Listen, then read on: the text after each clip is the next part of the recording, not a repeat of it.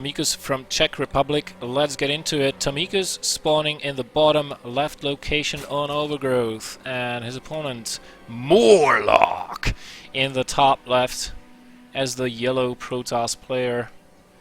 This is bound to be interesting. We're probably going to see either a Nexus first, a Gateway expansion, or a Forge expand. I'm putting my money on a Forge expansion.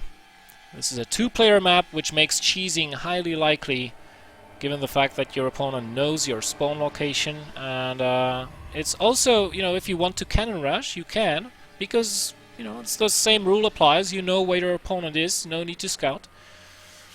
So we'll have to see.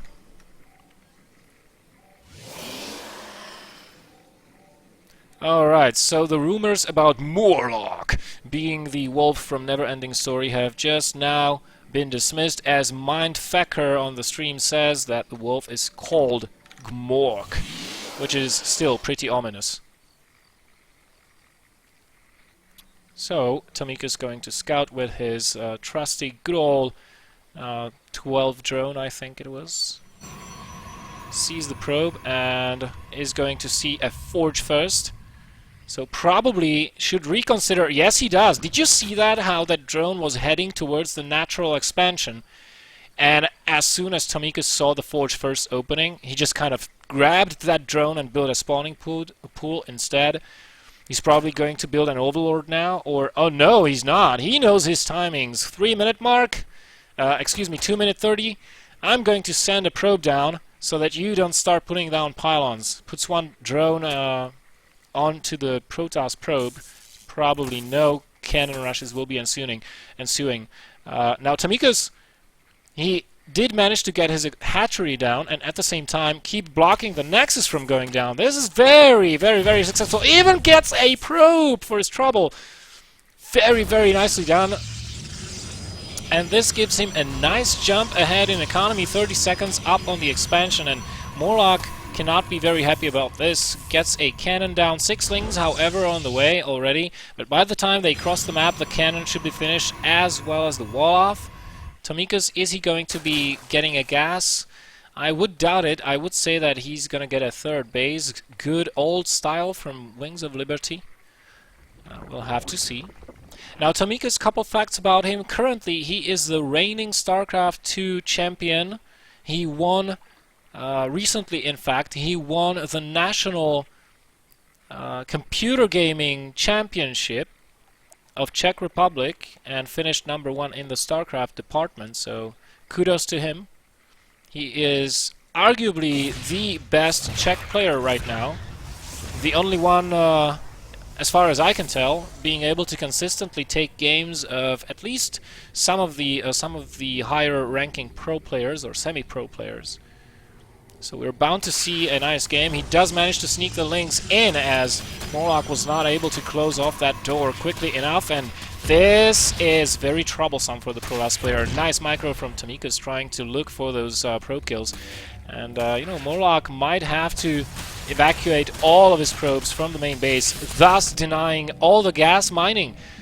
That is very crucial at this point in time. He's got 84 gas going for him. That's not even enough for a Mothership core. He'll have to get out a Stalker once the Cybernetics core finishes, but by that time, Tomikus is going to wreak havoc. In the meantime, he's just, you know, free to drone up, produce queens, get his creep spread going. He is in no danger to anything. Oh, look at this. Such micros, so much skill. Loses one ling, and takes out a Zealot. Very nicely done. Keep in mind, it takes 3 hits for a Zergling to die to a Zealot. So, you know, Tomikus being very, very efficient with his units. And no Stalkers! This is a grave mistake by Morlok. He opted to get Warp Gate tech in favor of getting a Stalker. I mean, he could have gotten rid of those lings and resumed gas mining by this time if he had gotten that Stalker, but this is just a very blatantly obvious mistake. And still those lings are running around. I mean, at this point I think Tomikus can just kill his opponent with whatever. Mass Ling, Baneling Bust. It's not gonna make a single bit of difference. Still no range. Oh, there is the Stalker. Finally. Finally, there we have the Stalker. +1 on the way for the Protoss player, but clearly these two guys are worlds apart in terms of skill. As we can see, Tomikus took 2 gases, gets a lair, will be getting link speed, or maybe not. Maybe he will just go straight into roaches. Let's see, link speed queued up. Let's see if he adds on an evolution chamber or 2. He's a big fan of mass link style, I know that much, and he loves burrowed bailings in ZVPs, especially as a means to defend versus Immortal Sentry Olins or sentry-based attacks in general.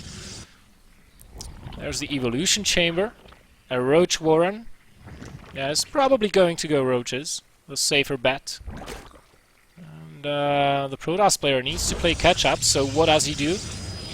Get a 3rd base, and with this Twilight Council we might be seeing a quick +2 and blink, or maybe, just maybe, Dark Shrine as a means to catch up in the game, but that's a very risky endeavor that the Zerg player would be taking upon himself. As many as 24 links in production right now for Tomikus, and he's going to put on a little bit of pressure. He does know about the 3rd base being taken, thanks to this handy Overlord over here. Road speed does get started as well as +1, and it's probably going to force a cancel on the 3rd base, as the Protoss player is working off of 1 gate so far, so he does not have the units to stand up to this number of links. Not by a long shot. It looks like he is indeed trying to go for that blink all-in. Cancel, cancel, cancel! No! No cancel on the 3rd base! That's a net 400 minerals loss. Tomikus can very comfortably go back. He has to be very satisfied with how the match is going so far. And now it has to be a 2-base all-in, with no 3rd base to fall back on. Tomikus does scout the number of gateways, however. He knows this is going to be a 7-gate, and he can start his roach production accordingly. +1, and roach speed is going to finish just on time. And given the fact that the Protoss player has to attack rather quickly in order to have a chance in this game, the +2 will not be ready by that time.